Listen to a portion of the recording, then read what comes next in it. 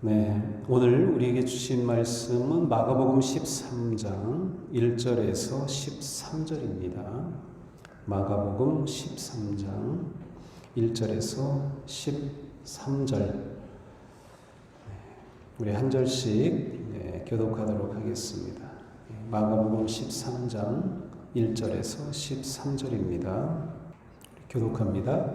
예수께서 성전에서 나가실 때에 제자 중 하나가 이르되 선생님이여 보소서 이 돌들이 어찌하며 이 돌들이 어떠하니이까.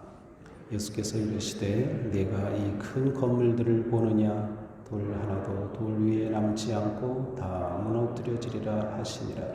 예수께서 감람산에서 성전을 마주 대하여 앉으셨을 때에 베드로와 야고보와 요한과 안드레가 조용히 묻되 우리에게 이르소서 어느 때에 이런 일이 있겠사오며 이 모든 일이 이루어지려 할 때에 무슨 징조가 있사오리까. 예수께서 이르시되 너희가 사람의 미혹을 받지 않도록 주의하라. 많은 사람이 내 이름으로 와서 이르되 내가 그라하여 많은 사람을 미혹하리라.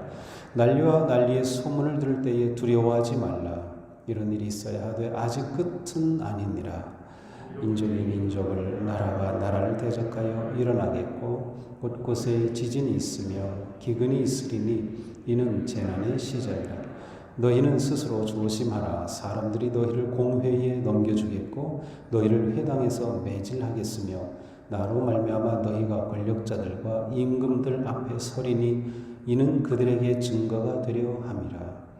또 복음이 먼저 만국에 전파되어야 할 것이니라. 사람들이 너희를 끌어다가 넘겨줄 때에 무슨 말을 할까 미리 염려하지 말고 무엇이든지 그때에 너희에게 주신 그 말을 하라. 말은 이는 너희가 아니요 성령이시니라. 형제가 형제를 아버지가 자식을 주는 데에 내주며 자식들이 부모를 대적하여 죽게 하리라. 다같이 또 너희가 내 이름으로 말미암아 모든 사람에게 미움을 받을 것이나 끝까지 견디는 자는 구원을 받으리라. 아멘. 생명의 말씀입니다. 하나님 감사합니다. 오늘도 주님의 말씀 따라 생명의 길 걷게 하소서. 네, 오늘부터 배울 말씀 에스겔서 36장 26절, 27절입니다. 우리 다 받으셨죠? 혹시 못 받으신 분은 지금 여기 좀 전해주셔도 좋겠고요. 손 들고 계시면 전해드릴게요. 여기 암송 카드입니다. 다 같이 우리 함께 암송하겠습니다. 새 영을 너희 속에 두고 새 마음을 너희에게 주되 너희 육신에서 굳은 마음을 제거하고 부드러운 마음을 줄 것이며 또 내 영을 너희 속에 두어 너희로 내 율례를 행하게 하리니 너희가 내 규례를 지켜 행할지라. 에스겔 36장 26절 27절 말씀. 아멘. 아멘. 네, 우리 초하루 새벽 예배 오신 여러분 진심으로 환영하고 축복합니다. 네, 우리 정말 오랜만인데요. 눈짓으로 우리 서로 축복하며 인사합시다. 사랑합니다. 축복합니다. 사랑합니다. 축복합니다. 네, 어떻게 잘 지내고 계신가요? 네. 새벽에 이렇게 다시 여러분 얼굴을 보니까 정말 기쁘고 또 행복합니다. 또 이렇게 잘 계신 것 같아서 또 마음이 놓이고요. 우리가 이 상황도 잘 믿음으로 이겨나가면서 우리가 더욱 정말 강한 그런 성도로 세워져야 할 시기라고 생각이 됩니다. 자, 오늘 말씀은 우리가 계속 우리가 이제 매일 성경 구절 따라서 보는 말씀에 따라서 쭉 보고 있는 말씀입니다. 이제 마가복음 13장까지 왔습니다. 유대인들에게 성전은 모든 것의 중심이었습니다. 성전은 유대인들의 신앙 활동의 중심이었을 뿐만 아니라 그들이 가지고 있는 세계관, 역사관, 이 모든 것에서 매우 중요한 역할을 하였습니다. 성전의 멸망과 회복은 곧 이스라엘의 멸망과 회복이었습니다. 그러므로 오늘 우리 말씀 본문을 통해서 예수님께서 주신 이 성전에 관한 말씀은 아주 중요한 의미를 담고 있습니다. 12장, 오늘 바로 앞에 있는 12장과 오늘 본문이 이렇게 시간적으로 쫙 연결이 되고 있습니다. 그래서 이제 12장에서는 성전에서 가르치셨고, 그리고 그 맨 마지막에는 예수님이 성전 입구에서 거기에 두 렛돈의 헌금을 하는 가난한 그 과부 여인을 보시고 그 여인에 관해 말씀을 하셨어요. 그리고서 이제 예수님께서는 성전 밖으로 나가십니다. 아마도 예수님이 이렇게 나가신 것은 이유는 모르지만 아마 성전의 문을 닫을 그런 시간이 되었던 것이라고 추측해 볼 수 있겠죠. 그런데 성전을 나가면서 한 제자가 예수님께 이렇게 말하죠. 선생님, 보십시오. 얼마나 굉장한 돌입니까? 얼마나 굉장한 건물입니까? 바로 1절의 말씀이에요. 그러니까 이 제자는 이것 좀 보십시오. 이 성전이 석재들 참 대단하지 않습니까? 얼마나 놀라운 건물입니까? 라고 하면서 막 감탄을 하고 있는 모습입니다. 이제 왜 이런가 하면 이 당시 헤롯 왕이 예루살렘 성전을 증축 재건을 하고 있을 때입니다. 원래 헤롯 왕은 순수한 이스라엘 사람이 아니에요. 에돔 출신의 왕이었기 때문에 자기가 좀 더 왕권을 세우고 정통성을 확보하려는 목적으로 이 예루살렘 성전을 자기가 증축 지금 하고 있는 중이었습니다. 그래서 예수님 오시기 20년 전부터 공사가 시작되었어요, 사실은. 그래서 예수님 당시에는 계속 건축 중이었습니다. 그래서 이 완공은 64년에 완공이 됩니다. 근데 이 예루살렘 이 성전, 헤롯이 세운 이 성전은 원래 성전보다 그 크기가 2배나 크게 이렇게 확대되었습니다. 그리고 실제로 사용된 돌의 크기가 대단합니다. 요세푸스 유대 역사가인데요. 이 요세푸스는 이 돌의 크기를 기록해 놨는데 길이가 11m, 높이가 3.5m, 너비가 5.4m입니다. 실제로 지금 그 터에 보면 그 사이즈가 딱 그대로 남아 있습니다. 그러니까 이렇게 웅장하고 엄청난 그 석재로 세워지는 이 건물을 보면서 제자가 감탄하는 말을 한 것이죠. 이것 좀 보십시오. 얼마나 놀랍습니까? 근데 이건 한 제자만의 생각이 아니고 사실은 다른 제자들도 그리고 그 시대 유대인들이라면 다 그러한 생각을 하였던 것 같습니다. 근데 예수님은 감탄하는 이 제자에게 이렇게 말씀하시죠. 네가 이 건물들을 보고 있느냐? 돌 하나도 돌 위에 남지 않고 다 무너뜨려지리라. 돌 하나도 돌 위에 남지 않고 다 무너뜨려지리라. 예수님은 예루살렘과 성전 파괴의 멸망을 예고하십니다. 무너뜨려지리라. 이것은 수동태로 된 거죠. 무너뜨려지리라. 근데 이 무너뜨려지라는 이 표현 안에는 이게 수동태이면서도 보통 이제 신적 수동태라고 부르는데 하나님께서 어떤 일을 행하신다는 뜻이에요. 이 건물이 어떤 하나님의 거룩한 놀라운 능력에 의해서 무너진다. 그러한 뜻입니다. 그러니까 이 성전 파괴는 우연한 파괴가 아니라 하나님께서 이스라엘의 죄에 대해 심판하시는 파괴가 될 것임이 이 표현에 담겨 있어요. 예수님의 이 말씀은 충격적일 수밖에 없습니다. 당시 유대인들은 하나님과 언약을 맺은 백성으로서 하나님께서 역사의 종말이 되면 성전을 회복하실 것이라고 하는 믿음이 아주 강하였습니다. 그러니까 이스라엘의 회복은 성전의 회복으로부터 시작이 되고요. 이스라엘의 회복은 성전의 회복을 되는 것을 통해 확인할 수 있고 성전의 회복이 이스라엘의 회복이었어요. 그러니까 지금 이스라엘은 로마의 지배를 받고 있으면서 언제 우리나라가 회복이 될 수 있을까? 하나님께서 우리를 회복해 주실 수 있을까? 성전이 회복되는 것, 그러한 믿음이 있었죠. 실제로 이사야서 2장에 보면 이런 말씀이 나와요. 마지막 때에 주님의 성전이 서 있는 산이 모든 산 가운데 으뜸 가는 산이 될 것이며 모든 언덕보다 높이 솟을 것이니 모든 민족이 물밀듯 그리로 모여들 것이다. 그래서 성전의 회복이 이스라엘의 회복이라고 하는 그러한 메시지가 이미 이사야서 예언서에도 있고 유대인들이 그러한 믿음을 가지고 있었던 거죠.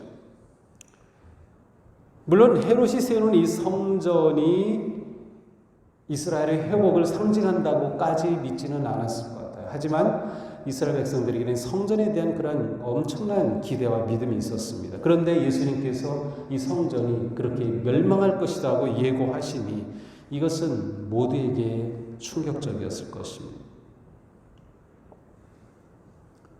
성전의 멸망, 성전의 파괴는 곧 이스라엘의 파괴를 의미하기 때문이죠. 실제로 헤롯이 세운 이 성전은 이 성전을 세우고 나자마자 64년에 성전이 완공이 돼요. 근데 66년부터 73년에 걸쳐서 1차 유대 로마 전쟁이 일어납니다.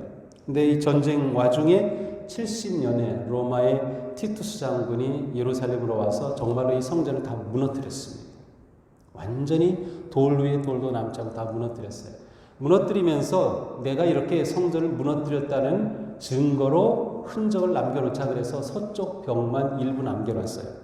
그것이 우리 성지순례 가신 분들은 알지만 통곡의 벽이 바로 그 벽입니다. 성전이 다 무너지고 남은 서쪽 벽의 일부가 거기에 있는 것이죠.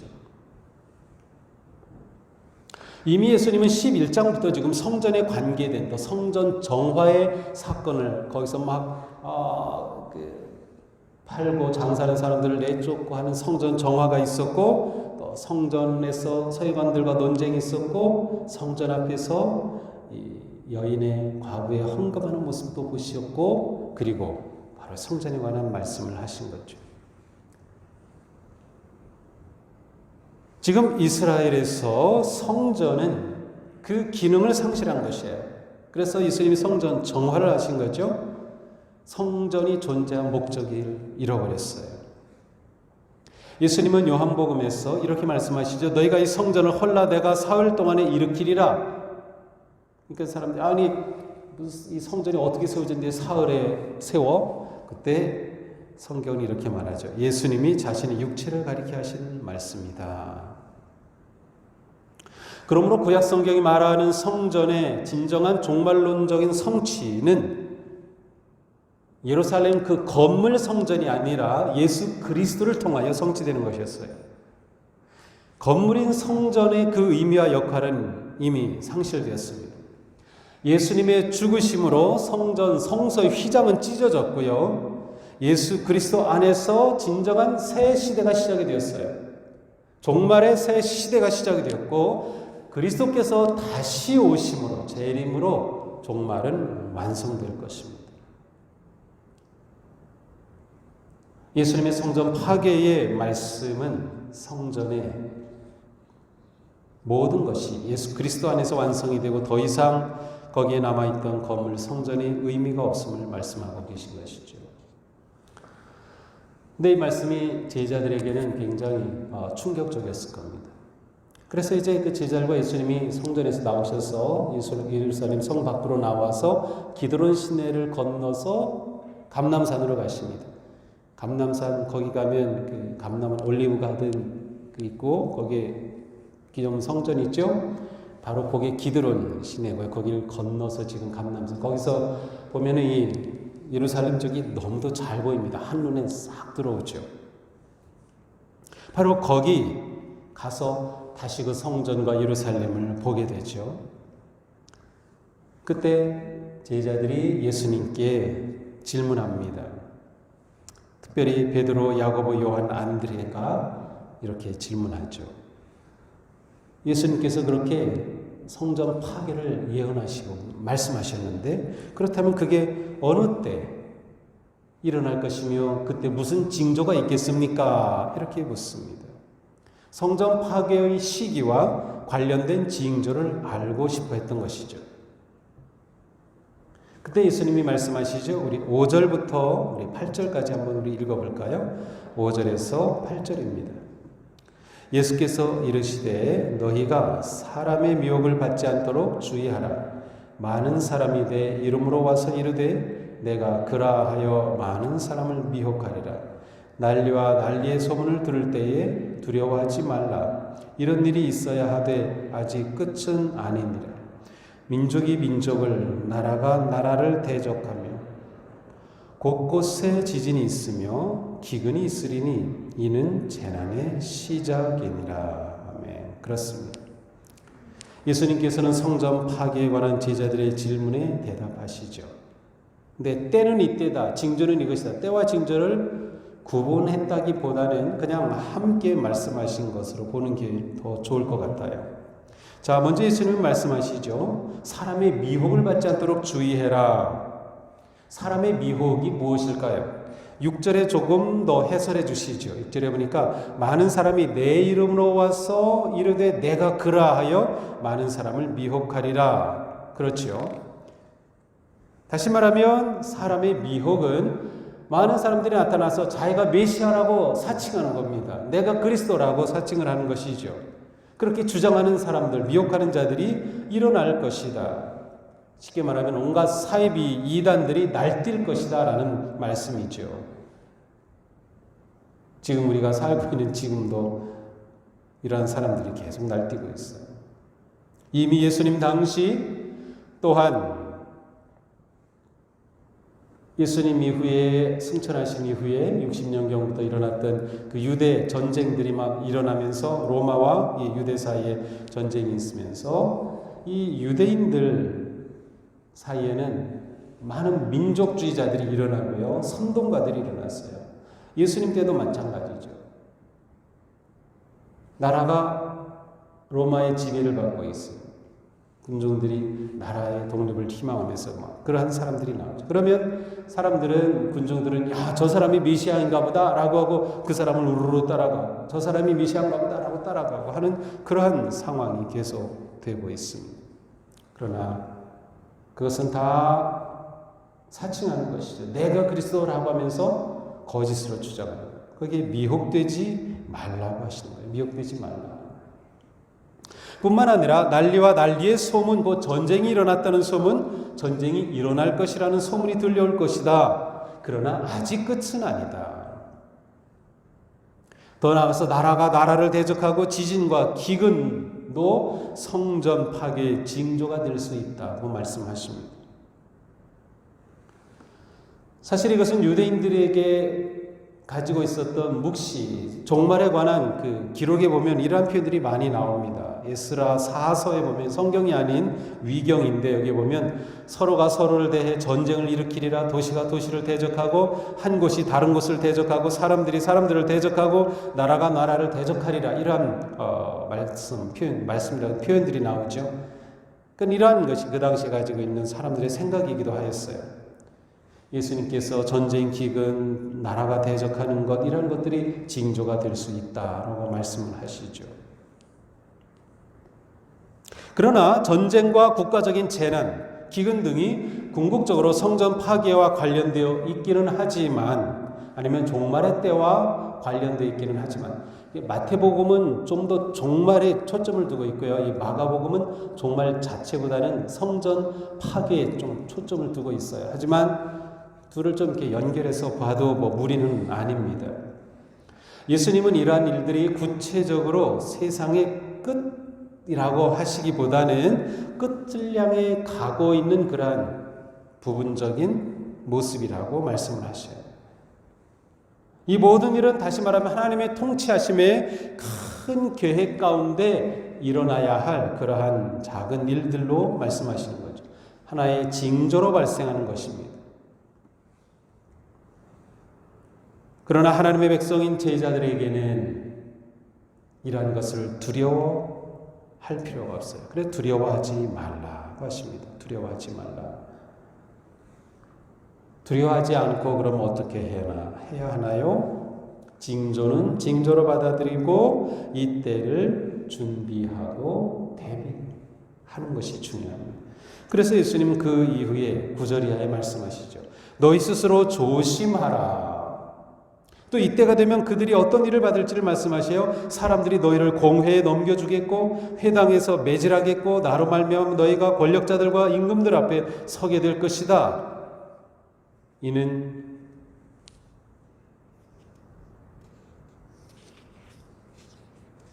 그들 앞에 서게 될 것이다 라고 말씀하시죠. 이는 그들에게 증거가 되려 함이라.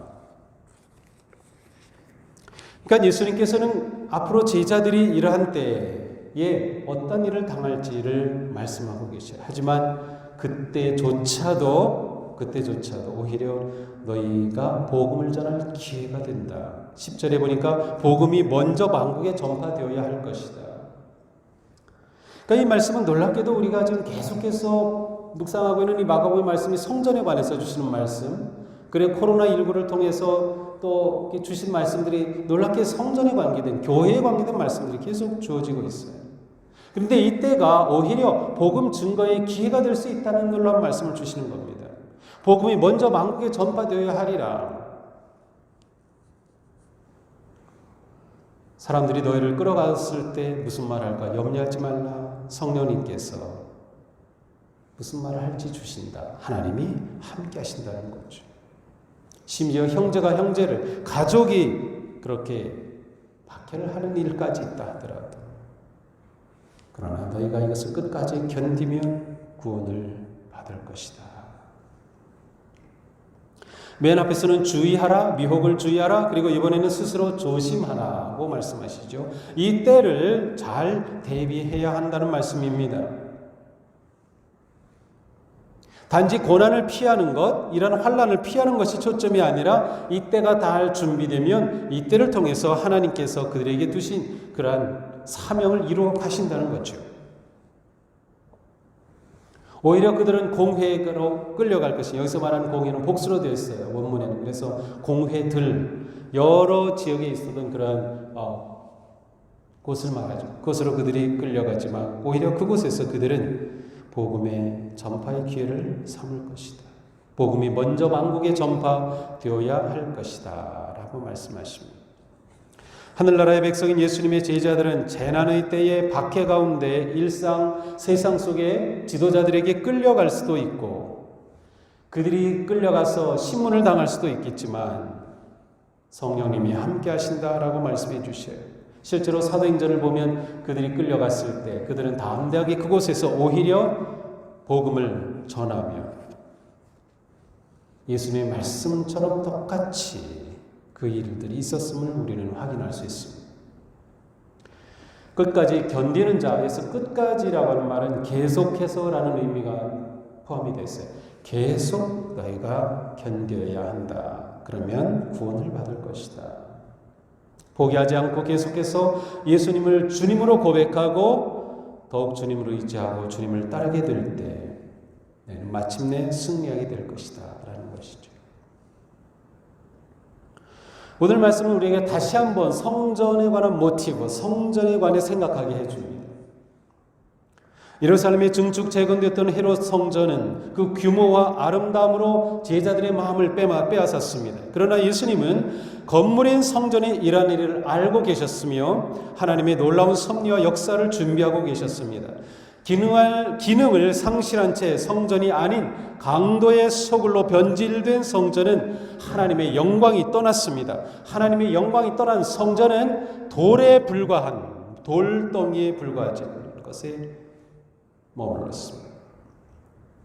결국 성전은 돌 위에 돌도 남지 않고 파괴되고 말 것입니다. 하나님의 영광이 떠나고 인간의 탐욕과 교만으로 타락한 성전으로는 하나님의 나라를 세워갈 수가 없었기 때문이죠. 그 타락한 성전을 대체하기 위해 예수님께서 오셨습니다. 예수 그리스도께서 진정한 성전이 되어 주셔서 우리와 하나님 사이를 화해하게 하셨고 하나님의 자녀 되게 하셨습니다. 또한 문나라와 백성들을 하나님께로 이끄시며 복음의 역사로 하나님의 나라를 세워가셨습니다.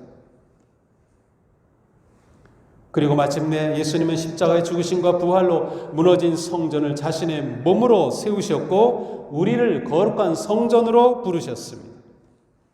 예수님의 제자인 우리 각자는 하나님의 거룩하신 영이 거하시는 성전이며 우리가 모여 이루는 그리스도의 몸은 세상을 향한 생명과 구원의 성전입니다. 그러므로 우리는 예수 그리스도를 성전으로 삼고 주님께서 우리 안에 세우신 성전을 온전히 세워가야 합니다. 우리가 온전하고 거룩한 성전이 될 때 우리에게는 진정한 희망과 미래가 있습니다. 그리고 지금이 바로 그 기회입니다. 코로나19의 상황은 우리가 그리스도의 몸인 교회에 대해서, 하나님의 영이 거하시는 성전인 우리 자신에 대해서 깊이 생각하고 변화하고 본질을 회복하고 개혁해야 할 기회로 하나님께서 우리에게 주셨습니다. 우리가 이때에 변화되지 못한다면 언제 변화가 되겠습니까? 우리가 이러한 때에 개혁되지 못한다면 언제 개혁할 수 있겠습니까? 우리 교회는 진정으로 생명력이 넘치는 거룩한 주님의 몸으로서 성전으로 다시 세워지고 변화되고 개혁되고 이 세상을 향해 빛을 발하는 그런 교회로 우뚝 세워져야 할 것입니다. 이것이 하나님께서 지금 이때 우리에게 기대하시는 우리가 나아갈 길입니다. 그리고 또한 우리가 각자 하나님의 영이 거하신 거룩한 성전으로 우리를 거룩하게 세워가는 것입니다. 이 시대가 혼란할수록 위기와 두려움이 찾아올수록 우리는 그 삶의 자리에서 진정으로 다른 사람들에게 빛이 되고 희망이 되고 소금의 삶을 살므로 복음을 전할 수 있는 기회로 삼아야 합니다. 마지막 때의 특징은 미혹과 환난입니다. 때가 가까울수록 거짓 선지자와 적그리스도가 판을 칩니다. 이때 우리는 미혹에 빠지지 않도록 분별하고 진리 위에 서야 합니다. 내가 메시아라고 외치는 소리가 얼마나 많습니까? 거기에 마음을 뺏기지 말아야 합니다. 항상 주님의 도우심을 의지하고 구해야 합니다. 말씀으로 단단히 무장해야 합니다. 성령님의 지혜와 능력으로 물리쳐야 합니다. 이 때가 우리는 더욱더 말씀과 기도에 집중할 때입니다. 올 사순절은 코로나19로 우리가 계획했던 것들은 행사와 예배는 드리지 못했지만 그러나 우리가 말씀 운동을 계속하고 있는데 얼마나 좋은 기회입니까? 집안에 꼭 들어박혀서 방콕하시면서 무엇을 하십니까? 그 시간이 말씀을 가까이 하는 시간이고 기도하는 시간이 된다면 코로나19는 우리에게 엄청난 은혜의 시간으로 바뀔 수 있습니다.